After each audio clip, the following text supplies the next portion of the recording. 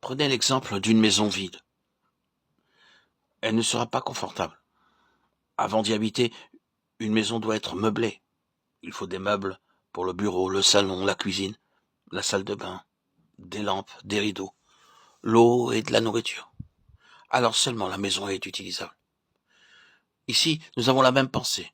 Le Saint-Esprit est venu en nous pour faire de vous et moi un lieu d'habitation digne et convenable pour le Seigneur Jésus-Christ.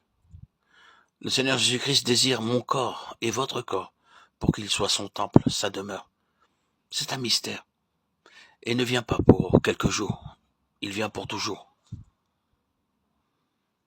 Je vous donnerai un autre exemple. La reine d'Angleterre vint en Inde il y a quelques années et y résida quelques semaines seulement. Elle passa quelques jours à Delhi, quelques jours à Bangalore et 2 ou 3 jours dans d'autres endroits. Elle passa 2 jours seulement dans un endroit près de Bangalore et le gouvernement de Mysore dut dépenser plus de $10,000 pour ces 2 jours. Il dut racheter de nouveaux meubles et de la vaisselle neuve, digne de la reine. Comment aurait-il pu utiliser de vieilles choses pour la reine? Maintenant, si la reine d'Angleterre a dû être logée ainsi, qu'en sera-t-il du roi des rois? Nous voyons dans Apocalypse 19:16 qu'il est appelé le roi des rois et le seigneur des seigneurs. Il avait sur son vêtement et sur sa cuisse un nom écrit, roi des rois et seigneur des seigneurs.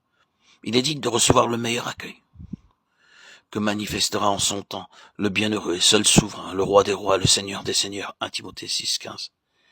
Il y a beaucoup de noms donnés au Seigneur Jésus-Christ dans la Bible. L'un de ceux-ci est le roi des rois et seigneur des seigneurs.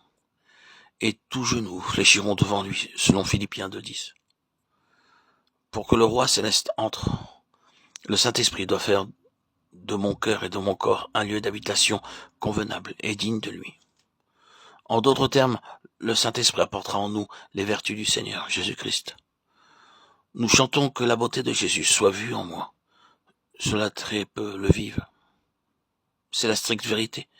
Si vous permettez au Saint-Esprit de vous posséder, les autres peuvent voir le bien qu'il a fait en vous. Lorsqu'un enfant naît dans une famille, les voisins viennent voir l'enfant.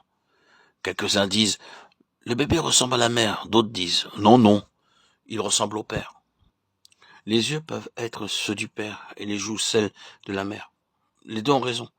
Alors que le bébé prend de l'âge, vous pouvez voir qu'il ressemble aux parents. Il en est de même lorsque nous permettons au Saint-Esprit de nous posséder entièrement. Les autres peuvent voir en nous son amour, sa pureté, sa gloire, sa beauté, sa tendresse, sa gentillesse, et rendre ce témoignage de nous. Il doit être chrétien.